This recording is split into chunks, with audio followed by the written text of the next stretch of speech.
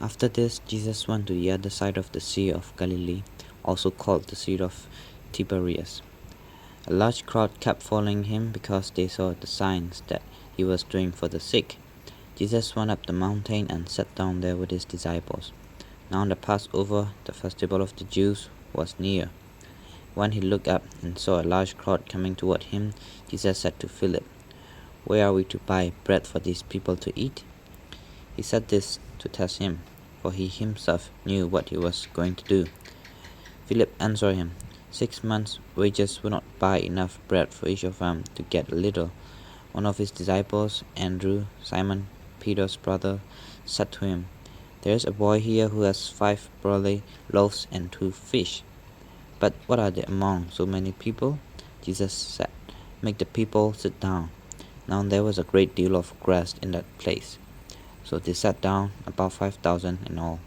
Then Jesus took the loaves, and when he had given thanks, he distributed them to those who were seated, so also the fish, as much as they wanted. When they were satisfied, he told his disciples, "Gather up the fragments left over, so that nothing may be lost." So they gathered them up, and from the fragments of the 5 barley loaves left by those who had eaten, they filled 12 baskets.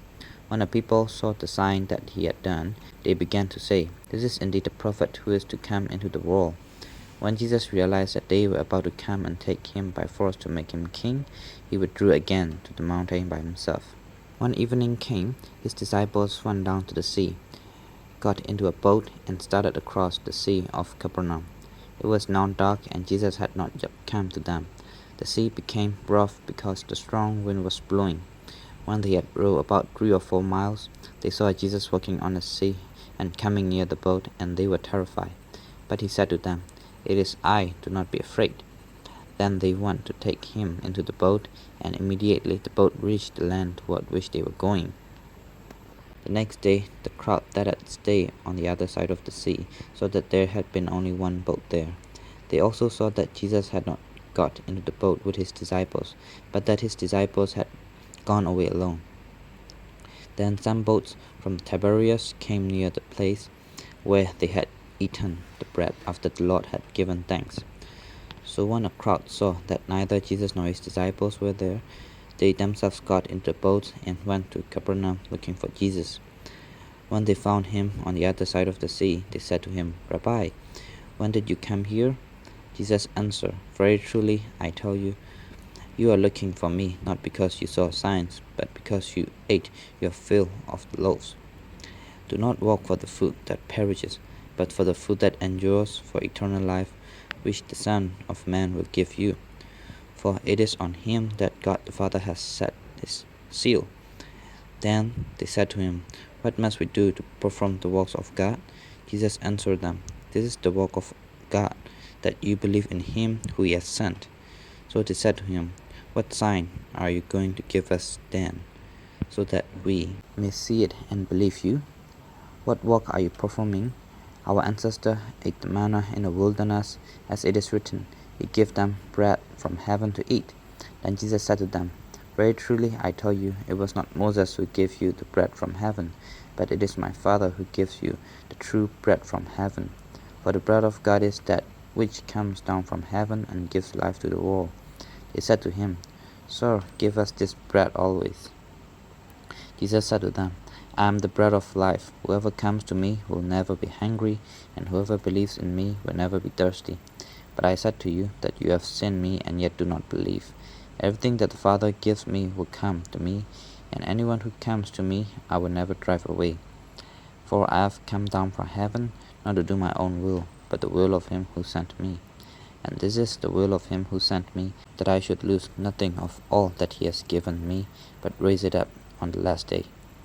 This is indeed the will of my Father, that all who see the Son and believe in him may have eternal life, and I will raise them up on the last day." Then the Jews began to complain about him, because he said, "I am the bread that came down from heaven."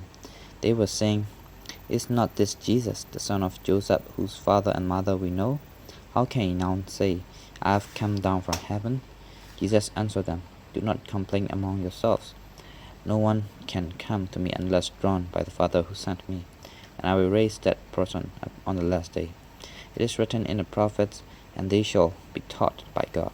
Everyone who has heard and learned from the Father comes to me. Not that anyone has seen the Father except the one who is from God.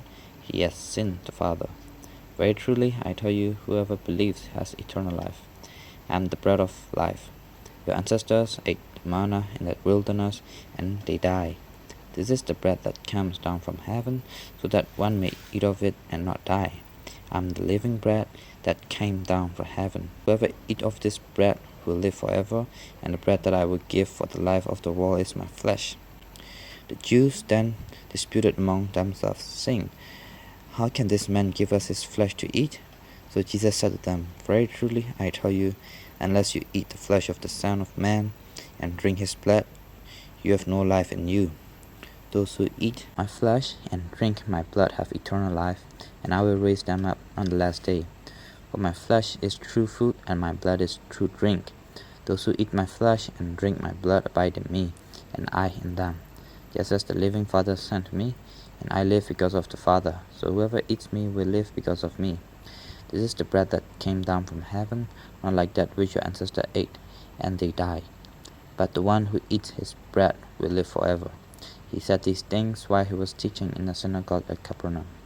When many of his disciples heard it, they said, This teaching is difficult, who can accept it? But Jesus, being aware that his disciples were complaining about it, said to them, Does this offend you? Then what if you were to see the Son of Man descending to where he was before? It is the Spirit that gives life, the flesh is useless. The words that I have spoken to you are spirit and life. But among you there are some who do not believe. But Jesus knew from the first who were the ones that did not believe, and who was the one that would betray him. And he said, For this reason I have told you that no one can come to me unless it is granted by the Father. Because of this, many of his disciples turned back and no longer went about with him. So Jesus asked the 12, Do you also wish to go away? Simon Peter answered him, Lord, to whom can we go? You have the words of eternal life. We have come to believe and know that you are the Holy One of God. Jesus answered them, Did I not choose you, the 12? Yet one of you is a devil. He was speaking of Judas, son of Simon Iscariot, for he, though one of the 12, was going to betray him.